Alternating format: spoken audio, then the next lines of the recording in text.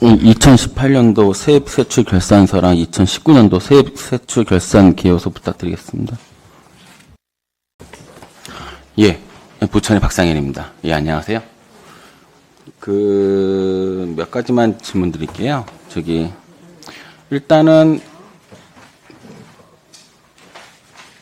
한 가지만 일단은 짚고 넘어가겠습니다.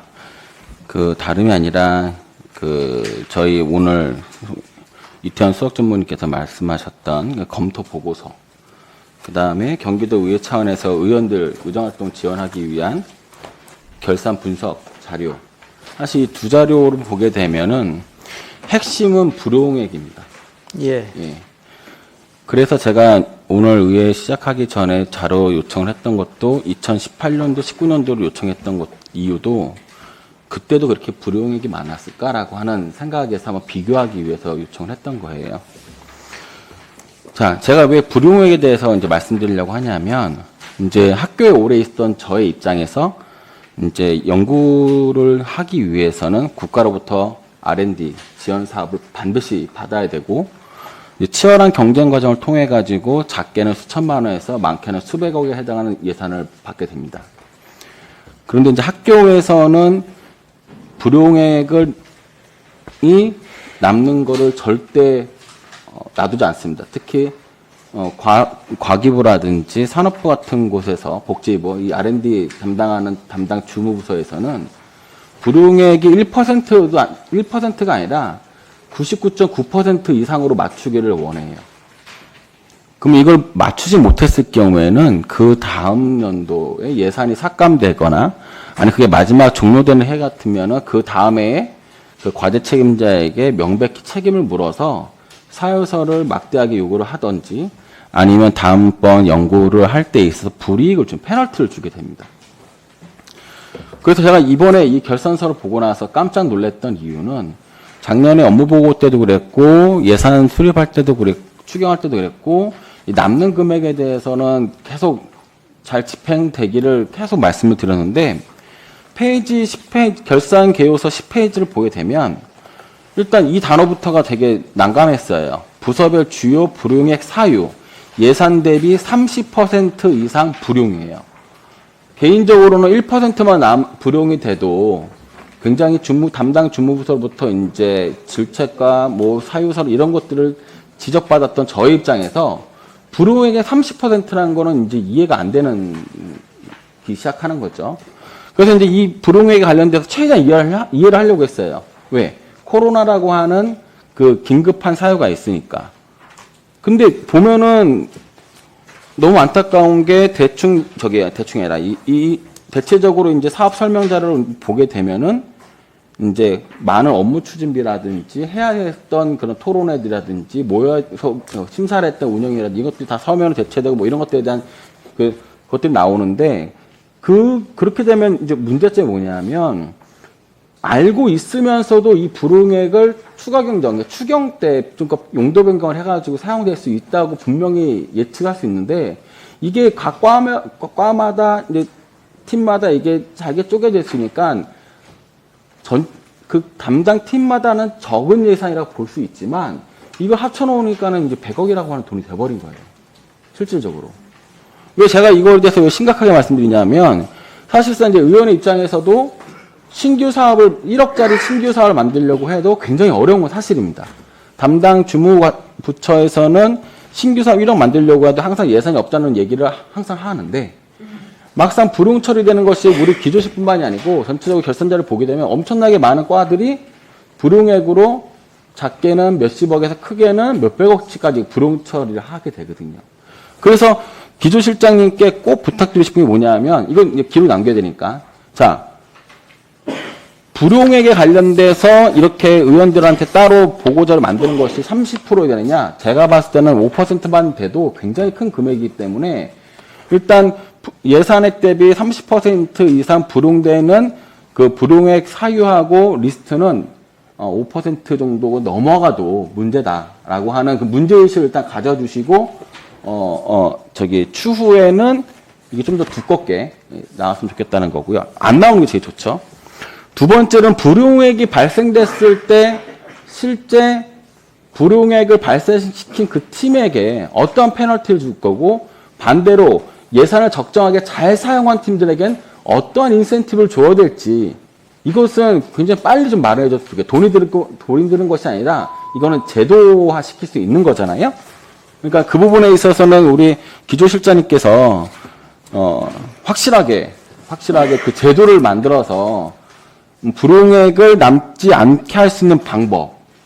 약간의 그 티를 주면은 정부 부처 사업을 진행하다 보면 짤짤이라고 하는 예산들이 남게 되면은 마지막 11월이나 12월 달에 마지막 예산 추경을 할 때 모아가지고 하나의 큰 사업을 만들어가지고 뿌리는 경우가 있거든요. 근데 이런 식으로 예산들이 잘게 남았을 때 한 번에 모아가지고 뭐 의원들이 제안했던 정책이라든지 아니면 김동연 도지사님이 추진하려고 했던 정책 사업 이런 것들을 조금 경기도 차원에서 조금 잘 활용될 수 있는 그런 방안들이 좀 나오고 이 방안들을 잘 이행할 수 있게끔 공무원들에 관련된 교육 및 관리 감독을 해주시고 그 다음에 이것들이 의원들과도 같이 공유가 되면서 의원들이 필요로 하고 있는 그런 정책들이 조금 더 잘 반영이 돼서 예산이 효율적으로 쓰일 수 있게끔 해주세요. 실장님. 네네. 박상현 의원님, 문제의식에 절대적으로 공감을 하고요. 예산이 불용액이 많다는 거는 예산의 효율적 사용에 문제가 생겼다는 뜻이니까 그 점에 대해서는 사과를 드립니다. 다만 지금 이게 기조실에 불용액이 많은 거는 내용을 보시면 그 전 실국에 해당되는 기관 공통 경비들이 많습니다. 그런데 이제 작년 같은 경우에는 이제 정말 애매했던 게 코로나 이제 막바지 단계였는데 처음에 예산 세울 때는 이제 코로나가 끝날 수도 있겠다, 끝나겠지라는 생각을 했는데 그게 이제 계속 지속되고 또 정부 차원에서도 이제 코로나 완전 해제를 안 하니까 실제로 이제 대면 회의라든지 대면 위원회단 이런 것들을 하기가 굉장히 어려웠습니다. 근데 이제 그 상태에서 만약에 그 예산 집행을 저희가 독촉을 하면 실국에서는 예산을 억지로 쓰게 됩니다. 그래서 그 부분은 또 예산 낭비적 요소가 있기 때문에 사실은 이런 그런 불호불급한 것들 또 굳이 이렇게 코로나를 위험을 무릅쓰면서까지 대면 위원회라든지 뭐 대면 회의라든지 이런 것까지 굳이 할 필요가 없었기 때문에 그런 작년 같은 경우는 그런 특수한 상황이 있었다라는 말씀을 드리겠습니다. 네. 예, 그리고 한 가지만 더 말씀드리면 통상적으로 저희가 그 불용액이 많은 거, 집행률이 낮은 거는 본 예산 세울 때 보통 이제 9월 기준으로 우리가 집행률을 내는데 실제로는 이제 예산 보고할 때는 이제 11월 기준으로 하지 않습니까? 그래서 11월 기준까지 예산 집행률이 특별한 사유 없이 낮을 때는 예산 심의 의결 과정에서도 그 예산을 잘 안 세워줍니다. 그래서 예산 집행률 같은 경우는 그 예산을 다음 연도 예산을 못 세우는 게 가장 큰 페널티거든요. 그래서 저희가 예산 집행률도 별도로 좀 독촉을 하고 또 작년까지만 해도 뭐 청와대부터 해서 기재부, 행안부까지 그 경제 활성화를 위해서 그 예산 조기 집행에 대해서 매월 체크를 했습니다. 그래서 그럼에도 불구하고 이런 예산들은 이제 코로나적 특수성, 그 다음에 불효불급한 예산의 그 좀 전략 이런 측면이 있었다는 거를 좀 말씀드리겠습니다. 네, 그 좋은 말씀해 주셔서 한 마디만 더 하고 끝낼 텐데요. 그 매달 체크하는 거는 매우 좋으신 의견이고요. 네네. 저 자체적으로도 꼭 청와대나 아니면 중앙정부에서 매달 체크를 하지 않아도 네네. 저희는 체크를 받고 있거든요. 예를 들어서 예산 집행률 낮으면은 낮다라고 맞습니다. 워닝 메시지를 주잖아요. 예. 그걸 통해 가지고 일단은 혹시나 인지하지 못해서 사용하지 못하고 있던 것들 이제 독려를 해야 되는 거고. 그다음에 이제 운영비 같은 경우 혹시 이제 이거는 뭐 제 개인적인 사견입니다.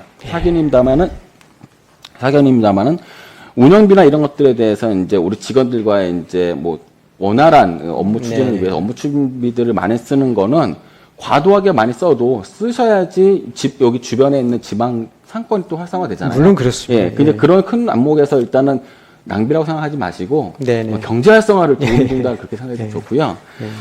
이건 마지막으로 제가 하고 싶은 건 불용액에 관련돼서 페널티하고 네. 인센티브에 관련된 방안을 조금 네. 근데 심도 있게 논의해달라고 한 거 첫 번째 지적이었고요. 예. 두 번째로는 앞에 의원님들이 굉장히 많은 지적을 해주셨어요. 근데 네. 그 지적 사항들이 우리 의회에서 발간해 주신 결산 분석표 있거든요. 이거 네네. 보시면 굉장히 짜임새 있게끔 많은 지적을 해주셨어요.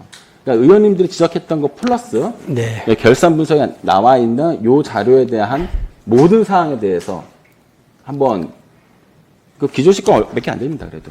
네, 연찬하겠습니다. 이거 꼭 참고해 주시고 그다음에 우리 전문위원회에서 나왔던 검토 보고서 예. 이것에 나온 지적 사항들은 다 저기 수용을 해 주셔 가지고 네. 요 각 사업마다 어떻게 조치를 취할 것인지에 대해서 추후 이제 업무 보고를 좀 부탁을 드리겠습니다. 예, 다만 박상현 의원님 한 가지 좀 드리고 싶은 말씀은 우리 지금 기조실의 분류액 보면은 그 예비비적 성격들이 꽤 있습니다. 그러니까 전 실국의 어떤 조직 개편이 있을 때 그 수용비를 지원해 준다든지 이렇게 그 어떤 변경 이런 것들에 대해서 그 예비 차원의 그런 예산들이 있어서 이런 것들은 어느 해는 집행률이 높을 수도 있고 어느 해는 적을 수도 있고 그렇습니다. 그래서 이런 부분은 저희가 이거를 무조건 뭐 집행률을 막 90% 이렇게 올리겠다 하는 것도 좀 현실적으로는 어려움이 있다는 점을 좀 말씀드리겠습니다. 네.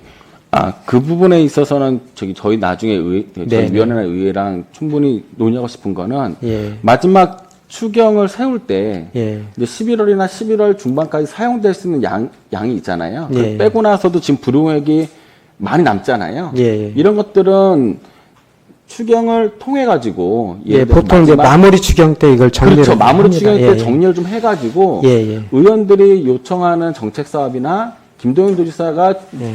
마저 하지 못했던 역점 사업 같은 것들을 고루 배분할 수 있는 기회를 주자는 거죠. 네네, 그렇게 하겠습니다. 예, 불용되면 기회마저 박탈되는 거잖아요. 네네, 예, 좀 알겠습니다. 잘 부탁드리겠습니다. 네.